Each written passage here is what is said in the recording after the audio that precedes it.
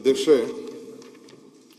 ನಮ್ಮ ಮುನ್ರಾಜ್ ಅವರು ಒಳ್ಳೆ ಪ್ರಶ್ನೆ ಖಂಡಿತ ಹೇಳಿದ್ದಾರೆ. ನನ್ನ ಗಮನ ಸೆಳೆದಂಗೆ ಇದ್ರ ಬಗ್ಗೆ ಬಹಳ ಶಾಸಕರೆಲ್ಲ ಚರ್ಚೆ ಮಾಡ್ತಾ ಇದ್ರು ಬೆಂಗಳೂರು ಸಿಟಿಲಿ. ಈ ಒಂಟಿ ಮನೆ ಅನ್ನೋದು ಬೆಂಗಳೂರು ಸಿಟಿಲಿ ಮಾತ್ರ 5 ಲಕ್ಷ ರೂಪಾಯಿ ಕೊಡುವಂಥದ್ದು ಒಂದು ಸ್ಕೀಮ್ನ 2019ರಲ್ಲಿ ಪಾಸ್ ಮಾಡಿದ್ರು. ನಿಮ್ಮದೇ ಸರ್ಕಾರ ಬೇಕಾದ್ರೆ ಪಾಸ್ ಮಾಡಿದ್ರು. ಇದು 600 ಸ್ಕ್ವೇರ್ ಫೀಟ್ ಇರಬೇಕು. 600 ಸ್ಕ್ವೇರ್ ಫೀಟ್ ಇರೋರಿಗೆ ಕೊಡ್ತಾರೆ. ಒಂದು 3 ಲಕ್ಷ ರೂಪಾಯಿ ಇನ್ಕಮ್ ಇರಬೇಕು. ಸೊ ಅವನಿಗೆ ಮನೆ ಇರಬಾರ್ದು, 3 ವರ್ಷ ಬೆಂಗಳೂರಲ್ಲಿ ಇರಬೇಕು. ಇದು ಅವ್ರಿಗೆ ಎಲಿಜಿಬಿಲಿಟಿ. ಇದು ಯಾಕೆ ಡಿಲೇ ಆಯಿತು ಅಂದರೆ ಮೊದಲೆಲ್ಲ ಮೊಬೈಲ್ ಇದರಲ್ಲಿ ಕೊಡ್ತಾಯಿದ್ರು, ಓಲ್ಡ್ ಮೆಥಡಲ್ಲಿ ಕೊಡ್ತಾಯಿದ್ರು. ಈಗ 2022ರಲ್ಲಿ ಏನಾಯಿತು, ಒಂದು ಆ್ಯಪ್ ಮಾಡೋಂಥ ಒಂದು ಮೊಬೈಲ್ ಆ್ಯಪ್ ಮಾಡೋಂಥ ಒಂದು ಅವಕಾಶ ಆಯಿತು. ಅದು ಜನರಿಗೆ ಗೊತ್ತಾಗಲಿಲ್ಲ. ಪಾಪ ಮೊಬೈಲ್ ಆ್ಯಪಲ್ಲಿ ಏನು ಫೈಲ್ ಮಾಡಬೇಕು, ಮತ್ತೊಂದು ಮಾಡಬೇಕು ಅಂತ ಜನರಿಗೆ ಗೊತ್ತಾಗಲಿಲ್ಲ. ಸೊ ಇದೊಂದು ಟೆಕ್ನಿಕಲ್ ಇಶ್ಯೂ ಇದೆ, ಇದನ್ನು ರಿಸಾಲ್ವ್ ಮಾಡಬೇಕು. ಇದೇನು ಸಮಸ್ಯೆ ಏನಿಲ್ಲ.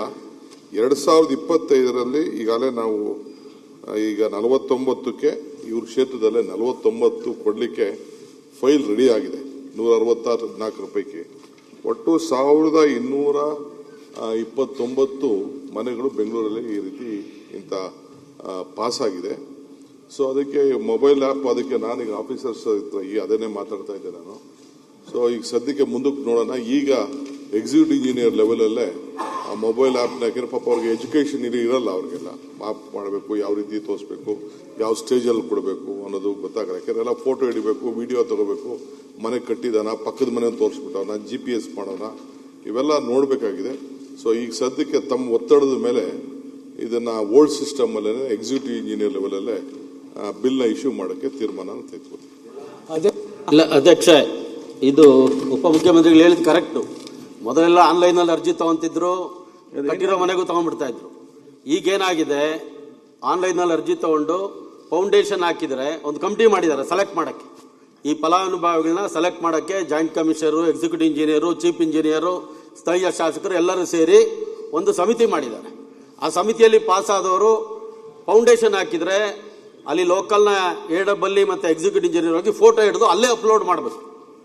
ಅಲ್ಲೇ ಅಪ್ಲೋಡ್ ಮಾಡಿದ್ರೇ ಅದು ಪಾಸ್ ಆಗೋದು ಬಿಲ್ಲು. ಆ ಸಿಸ್ಟಮ್ ಎಲ್ಲ ತಂದಿದ್ದಾರೆ. ಈಗ ಇದರಲ್ಲಿ ದುರುಪಯೋಗ ಆಗಬಾರ್ದು ಅನ್ನೋ ದೃಷ್ಟಿಯಿಂದ ಇಲ್ಲಿ ನಮ್ಮಲ್ಲಿ 134ರಲ್ಲಿ ಸುಮಾರು 100 ಫಿನಿಶ್ ಆಗಿದೆ. ಹೋಗಿ ಫೋಟೋ ಹಿಡಿಯೋಕ್ಕೆ ನಮ್ಮಲ್ಲಿ ಎಕ್ಸಿಕ್ಯೂಟಿವ್ ಇಂಜಿನಿಯರ್ ಇಲ್ಲ, AWE ಇಲ್ಲ, 11 ಜನ AE ಇಲ್ಲ. ಇದು ಸಮಸ್ಯೆ. 11 ಜನ AEಗಳು ಶಾರ್ಟೇಜ್ ಇದ್ದಾರೆ. ವಾರ್ಡಲ್ಲಿ ಹೋಗಿ ಫೋಟೋ ಹಿಡಿಯೋಕ್ಕೆ ಆಗಲ್ಲ. ಎಕ್ಸಿಕ್ಯೂಟಿವ್ ಇಂಜಿನಿಯರು 9 ಜನ ಚೇಂಜ್ ಆಗಿದ್ದಾರೆ 2.5 ವರ್ಷದಲ್ಲಿ, ಇವಾಗಲೂ ಇಲ್ಲ ಯಾರೋ ಇನ್ಚಾರ್ಜ್ AWE. ಈ ಪರಿಸ್ಥಿತಿಯಲ್ಲಿ ಆ ಕಾರ್ಪೊರೇಷನ್ಗಳು ಯಾವ ರೀತಿ ಕೆಲಸ ಮಾಡ್ತದೆ?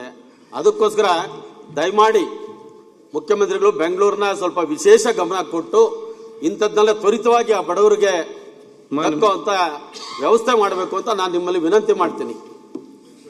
ಸರ್ ಒಂದು ನಿಮಿಷ ಇರಪ್ಪ, ಒಂದು ನಿಮಿಷ ನನ್ನ ಕಾನ್ಸ್ಟಿಟ್ಯೂನ್ಸಿ ಹೇಳ್ಬಿಡ್ತೀನಿ. ಆಯ್ತು, ಒಂದೇ ಬೇರೆ ಬೇರೆ ಕಾನ್ಸ್ ಆಗಲಿ ಚರ್ಚೆ ಇಲ್ಲ, ಕೂತ್ಕೊಂಡು ಮಾತಾಡ್ಬೇಡಿ. ಮಾತಾಡಿ ಅಭ್ಯಾಸ ಮಾಡ್ಕೊಳ್ಬೇಡಿ. ನೀವು ರಾಮಮೂರ್ತಿ ಅವರೇ ನೀವು ಕೂತ್ಕೊಳ್ಳಿ. ನಾವು ಹೇಳ್ದಾಗ ನೀವು ಇಲ್ಲಿ ಕೂತ್ಕೊಳ್ಳಿ. ನಮ್ಮ ಕಾನ್ಸ್ಟಿಟ್ಯೂನ್ಸಿ ಆಯ್ತು, ನಮ್ಗೆ ಗೊತ್ತಾಯ್ತು, ಕೂತ್ಕೊಳ್ಳಿ. ಅಧ್ಯಕ್ಷರೇ, ಅವ್ರು ಹೇಳೋದ್ರಲ್ಲಿ ರೀಸನಬಲ್ ಇದೆ. ಬಟ್ ಏನಪ್ಪಾ ಅಂದ್ರೆ ನಾವು ಸಿಸ್ಟಮ್ನ ಮೊಬೈಲ್ ಆ್ಯಪ್ ಅಂತ ಮಾಡಿಬಿಟ್ರು ಪಾಪ ಇವ್ರಿಗೆ ಬಡವರಿಗೆಲ್ಲ ಗೊತ್ತಾಗಲ್ಲ. ಆ ಮೊಬೈಲ್ ಆ್ಯಪು ಯಾವ್ದಾದ್ರು ದೊಡ್ಡ ಇದಕ್ಕೆ ಬಂತು. ನಾನು ಹೆಂಗಿದ್ರು ಈಗ ಇನ್ನೊಂದು ವಾರದಲ್ಲೇ ಎಲ್ಲ MLAsನ ಈ ಬಜೆಟ್ ಬೇರೆ ಮಾಡಬೇಕಲ್ಲ, ಅದಕ್ಕೂ ಒಂದು ಮೀಟಿಂಗ್ ಕರೀತಾ ಇದ್ದೀನಿ. ಇದು ನಿಮ್ಮ ಎಕ್ಸಿಕ್ಯೂಟಿವ್ ಕಮಿಟಿ ಮೀಟಿಂಗ್ ಕರಿಬೇಕು MLAಗಳಿಗೆ.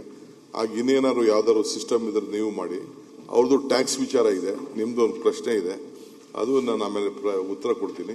ಖಂಡಿತ ಇದನ್ನು ನಿಮ್ಮನ್ನೂ ಕೇಳಿ, ನಿಮ್ಮನ್ನೂ ಸಲಹೆ ಕೊಟ್ಬಿಟ್ಟು ಇದರಲ್ಲಿ ಏನು ರಾಕೆಟ್ ಸೈನ್ಸ್ ಏನಿಲ್ಲ. ನಾವೆಲ್ಲ ಹಳ್ಳಿಲೆಲ್ಲ ಆಶ್ರಮನೆ ಕೊಡ್ಬೇಕಾದ್ರೆ ಒಂದು ಸಿಸ್ಟಮ್ ಏನಿದೆ, ಅದೇ ಸಿಸ್ಟಮ್ನ ನೀವೇ ಮಾಡಿದ್ದೀರಿ.